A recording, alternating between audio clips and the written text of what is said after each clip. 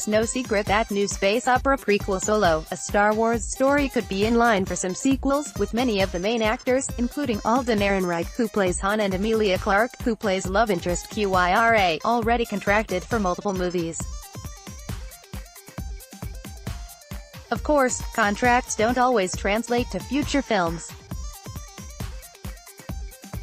The cast of Rogue One, a Star Wars story, had a similar deal before all their characters were summarily killed off at the end of that movie, and if Solo doesn't turn out to be a financial success, it's unlikely Lucasfilm would keep pumping out sequels. Still, without giving too much away, Solo does do a bit more than Rogue One to set up further adventures and teasing new alliances for our heroes as they revisit familiar locations and characters. So when we caught up with the cast and crew, we had to ask, what would they like to see in a sequel? Harrison Ford is digitally inserted into the new Han Solo trailer. Harrison Ford Gate crashed. Alden Ehrenreich Star Wars interview. RadioTimes.com newsletter. Get the latest TV and entertainment news direct to your inbox. I just think that kind of the adventure story of it all, the kind of Indiana Jones mold of not so much one whole long story that extends over 3 things, but different serial chapters of his adventure stories, seems like what it wants to be. Alden Ehrenreich told RadioTimes.com, suggesting that any future Solo movies would have their own standalone stories, rather than the serialized style of the main saga. Although I'm not in charge of that, of course. And then just developing these relationships with Lando and Chewie, and everybody else. And Solo director Ron Howard agreed that Indiana Jones wasn't a bad example for what to expect from the style of Han Solo films in general. Indiana Jones is kind of a version of an awkward, yet adorable and ultimately effective hero, who gets himself in and out of scrapes, he said. And it's a singular adventure story. And this is a singular adventure story, unlike the other movies which have been war stories, and these sort of epic, family dramas. Meanwhile, Emilia Clarke was more specifically interested what was next for her character Kyra, who the film hints could continue to play a significant role in future installments.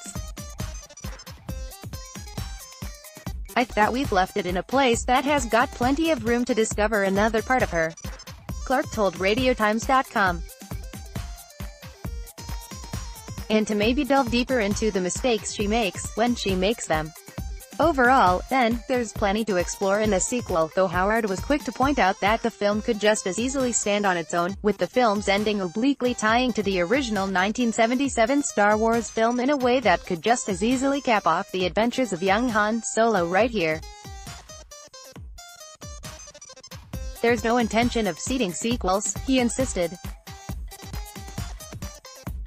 I think as it evolved, there are some threads that looked pretty promising and intriguing, you know.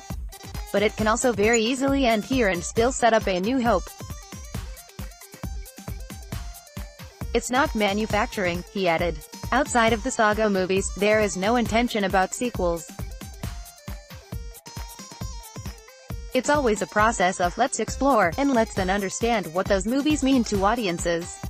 Though if audiences do turn out to love the adventures of a young Han Solo, Howard says he certainly won't be averse to stepping back in the Millennium Falcon's cockpit once again. I certainly had a lot of fun doing this, he told RadioTimes.com. It's a fascinating world. Any criminal corner of any nation, and certainly of this universe, is gonna be sort of ripe with possibilities and juicy stories. And I really do want to hear fans speak to how they feel about this movie in terms of its tone, which I had a lot of fun with, and really admired. But Star Wars movies are controversial. And I'll be curious to know. In other words, the future of Solo films in the hands of you, the audience, so if you enjoy the film this weekend, be sure to show your appreciation. Solo, a Star Wars story is in UK cinemas from the 24th of May.